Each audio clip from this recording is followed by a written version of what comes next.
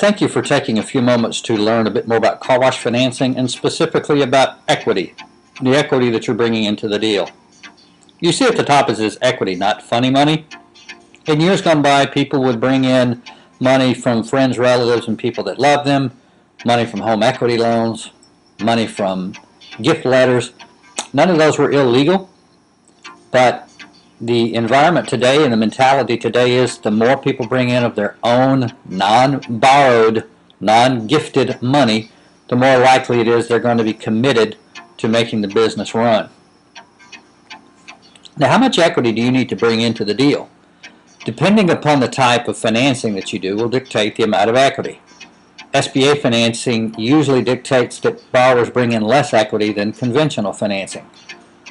On a 504 loan, it is possible to walk in with 10% and get 90% financing for a car wash.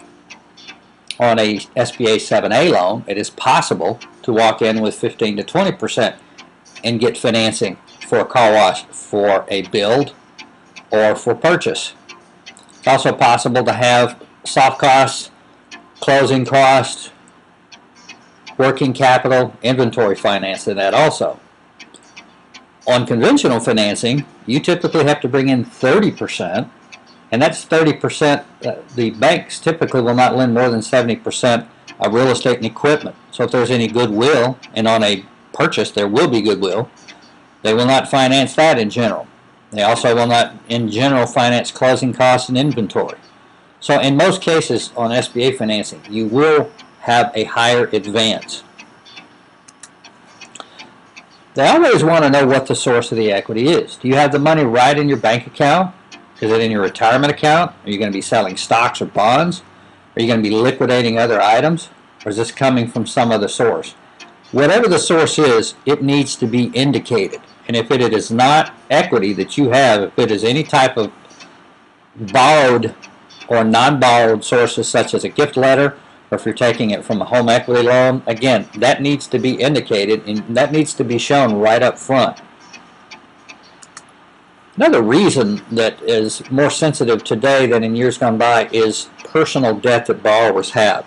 And the reason for that is they have found that the higher amount of personal debt, specifically personal credit card debt, that a borrower has, the more likely that that loan is going to default. I'd like to go to the personal financial statement and go over some mistakes that people do that might help you out.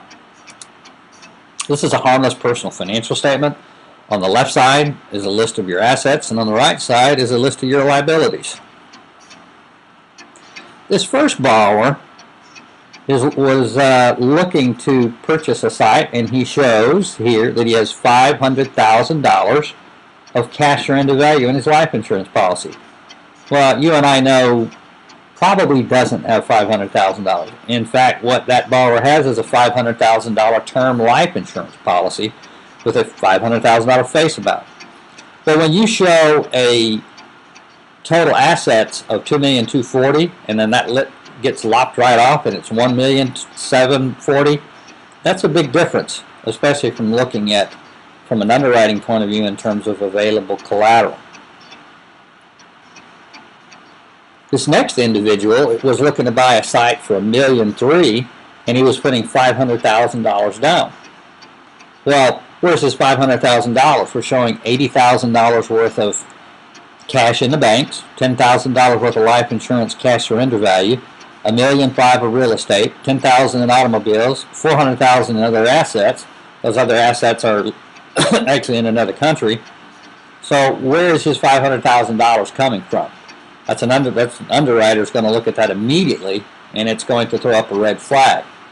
Another thing I'd like to point out is this particular person, all their dollar amounts end in 10,000s amount, 10,000, $1,500,000, 10,000, 400,000. That makes it less believable. Whatever your assets are, list what your assets are. You don't have to put down to the penny, but at least put down to the dollar.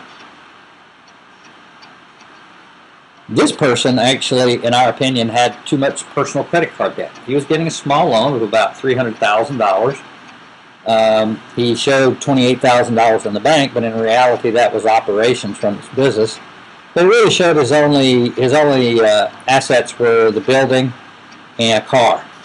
And he also showed $32,000 worth of personal credit card debt.